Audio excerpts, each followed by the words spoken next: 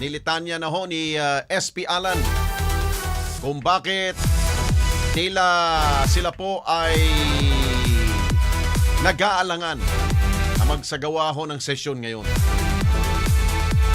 Na ano ko dun sa word na sinabi ho niya, no, na they abuse. Ayun, no. Parang gusto kong malaman kagad, SP Alan. Sino si Day? Sino sila? Sinong umabuso? Ha? Pero hindi naman daw ho niya kine-question yung pong ginawang judicial system ho ng ating Sandigan Bayan. Dapat lang.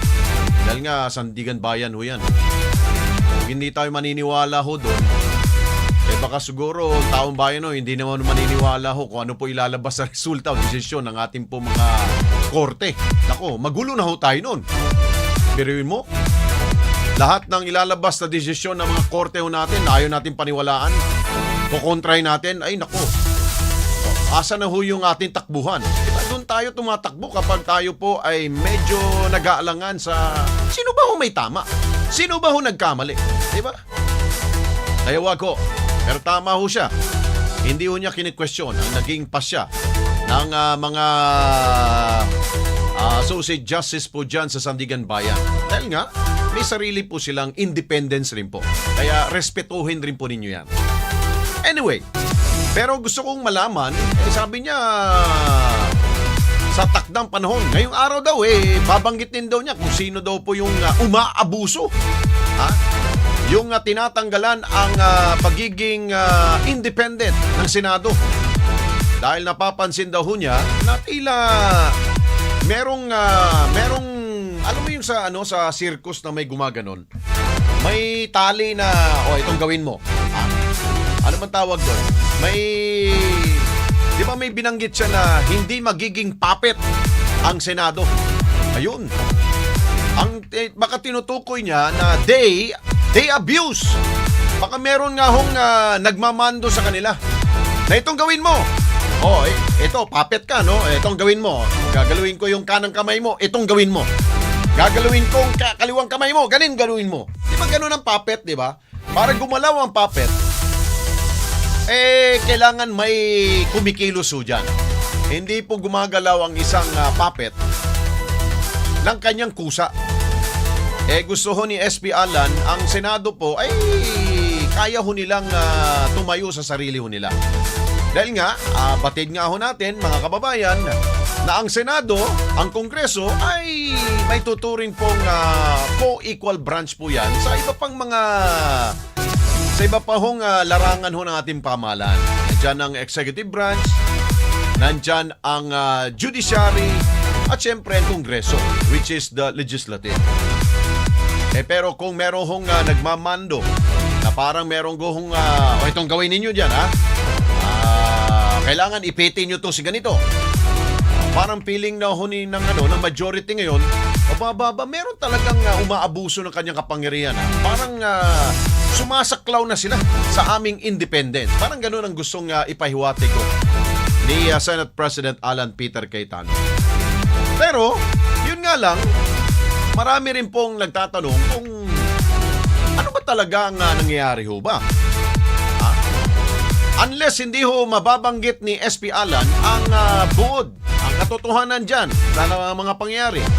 Kung meron ho ba siyang tinuturo na tao o grupo na talagang kumikilos para ho sa Senado, hindi po maunawaan po yan ng ating po mga maliliit na kababayan. Tulad ko, hindi ho namin maano yan. Maaring pwede ho kaming gumawa ng aming pong sariling pag-analisa. Ganun naman tayo, mga Pilipino. Hindi pwede tayong mangmang. Kailangan mag-analisa rin po tayo na sa sarili natin, bakit nga kaganon kaya? Biro mo, 24 sila. From 24, nagiging 22 na lamang. Dahil yung dalawa, yung isa nakakulong. Yung isa ay nagtatago ngayon. Dahil nga ayaw magpahuli. Dahil merong warrant of arrest mula sa ICC. So 22 na lamang sila. At sa bilang na yan, parang patas na sila ngayon. Majority is 11. Ang minority is 11 rin po. Pero ang pinupuntirya ni SP Alan na sila pa rin pong nananatiling majority. 13 pa rin po sila out of 24 senators. Yun nga lang, wala ho yung dalawa. Physically. Pero doon po sa warm bodies, nandun po yung 11. O, di ba? So, pero pag nagkabutuhan, tulad nito, si Senador Jinggoy, meron po siyang panawagan sa Sandigan Bayan na kung maaari, dahil hindi pa naman po siya guilty o hindi pa naman po siya nahatulan ng parusa na matanggal po sa Senado, ay may karapatan pa rin po siyang bumoto.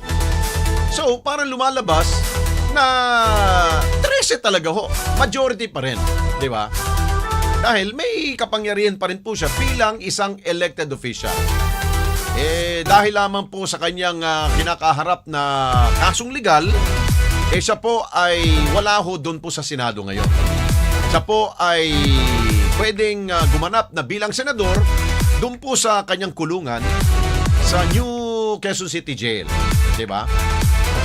So, yun po nga binabanggit to ni SP Alan. So, ngayon, ang tanong na siguro na marami, ano mangyayari sa Senado ngayon? Kung yung 11 minority members nandun po sa session hall, namumuti na mata nila sa kakaantay. Pero meron daw pong anunsyo ang Senate Secretary na si Secretary, ano pangalan nun? Jose Luis Montales, Senate Secretary. Sinabihan daw siya ni SP Alan na walang session daw po ngayong araw nito. Ayun.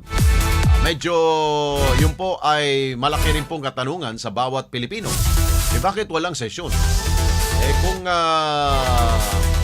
Kung wala namang kinakatakutan ang ating pong mga nasa majority, dahil kung gusto ninyong sabihin na kayo ay nasa mayorya pa rin, bakit hindi kayong umupo doon kahit na 11 lang kayo? O, di ba? So, yung rin po mga malaking katanungan rin ko ngayon. Parang tinatanggalan ba ninyo ang inyong sole responsibility as a lawmaker dahil hindi nyo nagustuhan ang may nagdidikta na wala ang independence inyo, hindi na ho kayo sisipot sa Senado. Parang ganun mo ba? Pero sabi nga ho ni SP Alan, maaring ang sesyon ang hindi matutuloy, pero yung mga committee hearings, umaandar naman daw. Tulad kanina, ang tanging sumipot lamang sa Senado ay walang iba kundi ang Senate President pro tempore na si Loren Legarda, na kanya pong pinangunahan ang committee hearing ng basic education. Yun. So, ibig sabihin, hindi naman po na antala at hindi po nawala ang saysay ng isang Senado. Dahil patuloy po ang kanilang pagdinig para ho sa kabutihan, para ho sa kapakanan ng ating pong educational system. Ayun, mabuti na lang si Senador Senate President pro tempore Loren Legarda ay sumipot. So, ibig sabihin, meron po siyang may responsibilidad pa rin po siya. And what about others? Ibang mga senador?